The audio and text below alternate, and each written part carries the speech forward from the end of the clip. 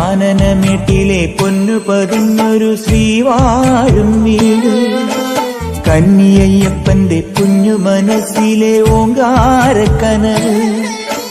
നാമം ജപിക്കുമെന്നാത്മാവിലായിരം കർപ്പൂരത്തെളിവ്, നാദവേദങ്ങളൻ നാവിൽ തുളുമ്പുന്നതയ്യാനിൻ കനവ്.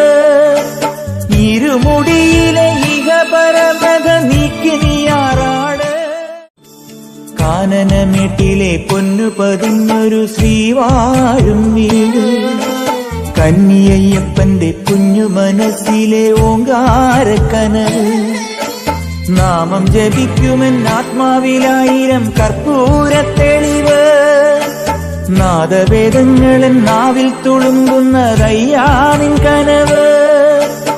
ഇരുമുടിയിലെ ഇഹപരം